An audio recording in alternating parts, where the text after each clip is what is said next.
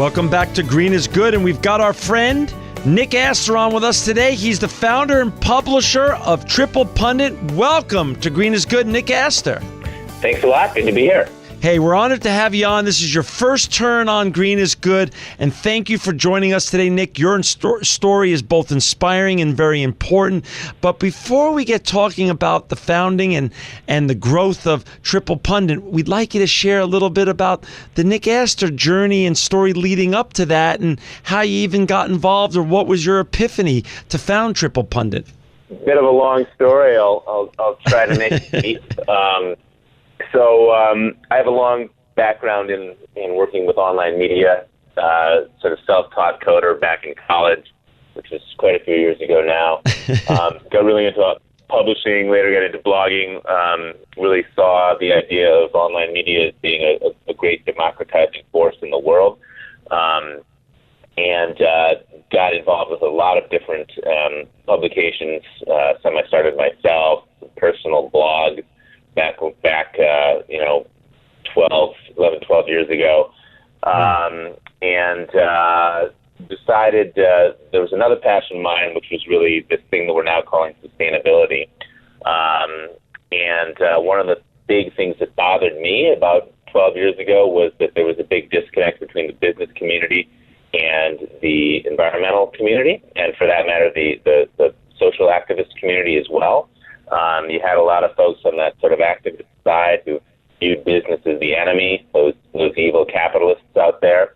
And you had the business community looking at environmentalism as this sort of, might be nice, but basically they're a bunch of irritating people that we don't want to be bothered with. And there was a lot of that feeling, which I thought was, very irrational and wrong. And through a variety of different connections, got really turned on to this idea that actually business can very much be a positive force in addressing not just the economic needs of people and society, but the larger societal issues out there and the larger environmental issues out there. And this idea of what they call the triple bottom line, which is this idea of seeking a balance between economic priorities, societal priorities, and environmental priorities. Argument being, you neglect any one of those things, the whole thing tips over. So you can't just be focusing on one. You have to figure out where the balance is and how to think about all of those things when you're making big decisions that impact the world. And I am going to business school here in San Francisco, which is where I still live.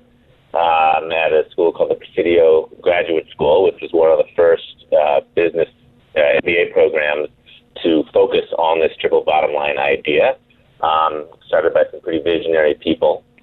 Went through that program while I was there, started writing about this subject on a personal blog, which I started literally just put up one night, called it TriplePundit. It was sort of a play on words, triple meaning the triple bottom line, and pundit being kind of an inside joke on the internet. There's not so much anymore, but there were a lot of sites calling themselves something pundit at the time, so it just fit. And, just started doing it. And next thing I knew, it caught a bunch of attention because there was next to nobody writing about this at the time. And so once I realized that, I loved doing this. This is, communicating this idea is what I really like to do the most. That this was a perfect vessel to do that in. And also potentially a good personal business idea. So it kind of became my project during school, and it's been rolling ever since. It's a lot bigger and a lot more sophisticated now, but it did, the origins were literally a personal blog during business school. And how many years ago was this? 10 years now. 10 years. I mean, and you're a very humble and really understated guy, but TriplePundit is one of the most important online properties now that informs all of us, including me. I've been a long-time subscriber, and we get our information. TriplePundit is one of the great delivery sources of that information, and I'm so appreciative, and that's why I was so honored to have you on today, and so great I had a chance to meet you earlier in the year up at the Presidio School. And But we have a lot of entrepreneurs, both in the United States, young entrepreneurs in the United States and around the world, Nick, who want to be the next Nick Aster. Well, and I say that in a total in a way to honor you. And you were writing a blog, you're in business school, you see this opportunity. What gave you the guts? What gave you the chutzpah to just jump off? Did you have to go raise money? Did you just bootstrap this? Did you do it with partners? Just talk a little bit about that process, because so many people email us every week and they're always fascinated by the great and successful entrepreneurs like you, and they want to learn from you on how you really came to that decision and made the big leap. Yeah, it's true, and I mean, thanks for your kind words. I mean, I'm very, very proud of how far it's come, and it's really been a lot of work, and we have built it into a pretty fantastic outlet with just a huge network of people, and it's good to every once in a while be reminded of that and step back and see how far we've come. But media is a tough business. It's hard to make money. We've done, this has been something that took a lot of trial and error over several years before we kind of got a model down. I chose a path that I wouldn't necessarily recommend, but it worked for me. And that's that this was really a slow, organic process from the beginning. I had this going as a personal blog. It was fun. It was successful. Money wasn't the issue. It was really just let's use this almost as a personal platform. Met a few people along the lines who were interested in contributing, so it kind of had a little life of its own. Could have gone out and developed a big business plan and raised money. That's one way to do it. I actually chose to hook up at that time with Graham Hill, who had just founded Tree Hugger. Sure. And he asked me to come on as sort of an advisor and it kind of help him build out Tree Hugger. That was a really good opportunity for me. It gave me a small piece of ownership in that company. So I had TriplePundit going on the side while we helped build Tree Hugger for 2 or 3 years. We sold that company to Discovery Communications in, can't remember, 2008, 2009. So that gave me some capital which allowed me to put my own money into TriplePundit. So I was lucky in that respect. I had that opportunity, and then decided, let's see how far let's see if we can, build on this Tree Hugger model a bit.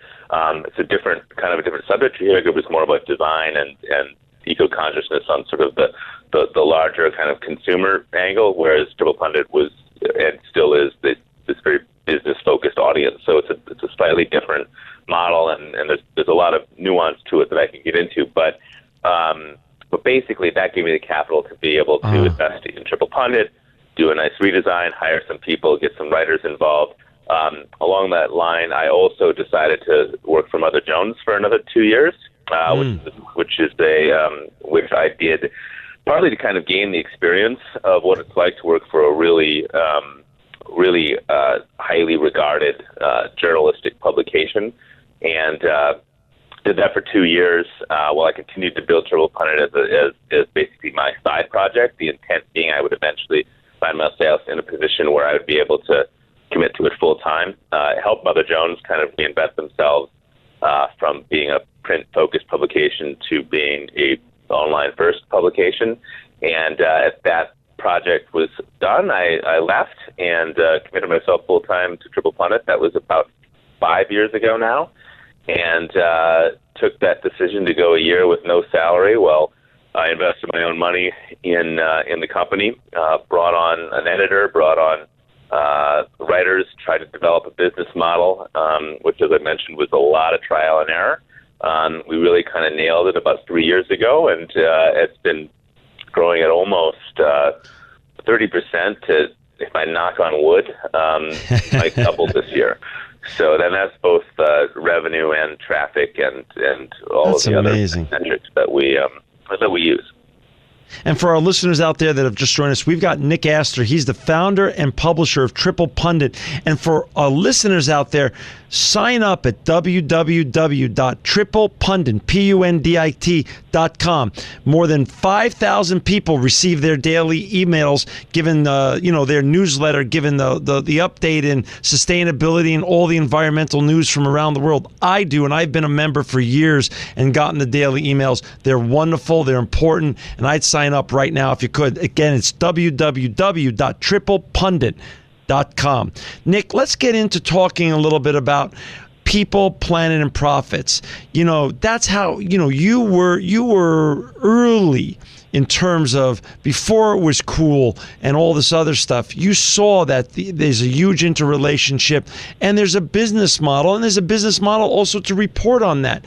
How's that been working out, and are there more companies now coming to you than ever before to have their stories told on your platform, and also to use your platform for a chance to gain more visibility, both in an editorial sense and also in an advertising sense?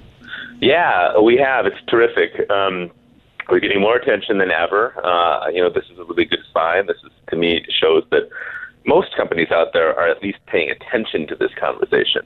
Some are leaders, some are a bit more conservative, but almost everybody is at least aware of the conversation. Most of the big companies at least have somebody who is in a position of, they may call it CSR, they may call it sustainability, they may call it something else, but there's at least somebody that's starting to drive this conversation inside of companies. As far as it being this idea of what's the business case for all of this, so it differs. The entry level companies may be concerned about compliance with regulations. They may be concerned about PR. They may be concerned about their image and so on. The more sophisticated companies are starting to realize that actually this drives profits. And what this is depends greatly on your industry and the type of business that you're talking about. The most obvious example would be, you cut back on things like resource use, energy, water, and so on. There's going to be a financial payoff for that. And that's great, and that counts. The more complicated stuff is when you start thinking about,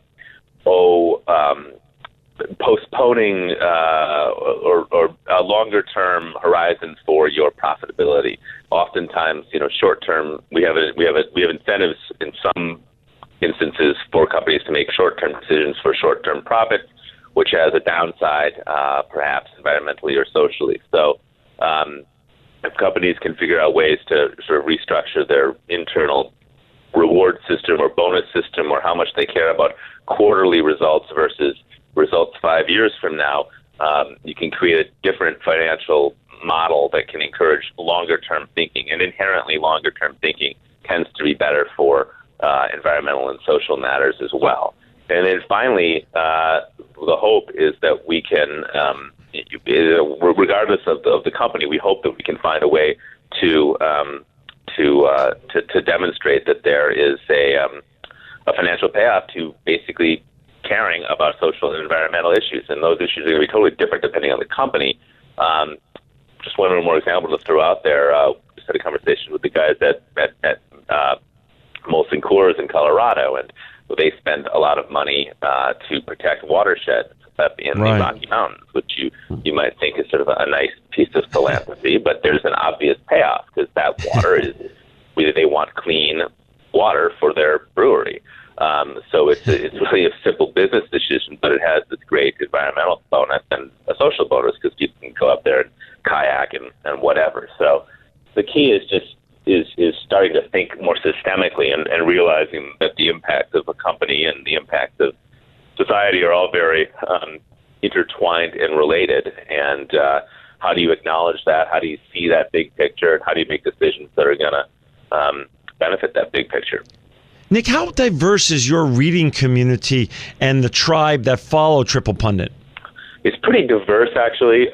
It's geographically all over the place, and it probably falls into three camps, though. About a third is the big corporation, those folks I mentioned at the big Fortune 500 companies. And then another third is startups, the entrepreneurs. And then the other third are what we call sustainability professionals who would probably be someone like you, perhaps. Right. I guess you both an entrepreneur and a professional, but consultants, PR Right. people, and those who are sort of looking for work in this field. Nick, you get to meet a lot of people and you have a lot of visibility, which is, I'm sure, one of the fun parts of your job. And so you know who the influencers were and who they are now and where that is going in sustainability, especially. So who is right now and who are the influencers? Are it the brick throwers, the activists? Is it the big corporations? Is it the Walmarts of the world that when they make a decision, they really move the needle? Or is it a mixture of both activists and big corporations and a little bit of government sprinkled in there? Who are the real influencers right now? Yeah, I mean, it's always going to be a mix of all of those things, and we still need the activists. I think activism has evolved a little bit. It's less about throwing stones, and it's more about, finding ways to, leveraging companies to come to the table and converse. And companies are increasingly willing to do that, which is great. Some of the big companies are still making really positive plays. Unilever comes to mind. In fact, they recently pledged to, I don't remember if it was to eliminate, but they're radically de-emphasizing quarterly results as a metric they care about, basically, with the intent on long-term thinking for sustainability, which is pretty revolutionary for a company of that size. Yeah. Some of the smaller companies, still a reasonably large company, but we always hold up Patagonia as a terrific example of a company that has gone so far as to suggest that you don't buy their products if you don't really need them. And they're pretty serious about it. Also out here in California, and also in the outdoor space, North Face has been doing some terrific work looking at local sourcing. Levi Strauss did a great thing, which impressed me a lot. They were trying to figure out what the biggest environmental impact was of their jeans, and they determined it was water. And coming from two areas. One is coming from where it was grown, which is obvious. Cotton takes a lot of water, so they did some work with that. But the biggest area had nothing to do with the company at all. It had to do with what happens after you and I buy the jeans. We take them home and we wash them. And that takes an enormous amount of water and a lot of energy if you use hot water. And it's interesting for a company to look at that.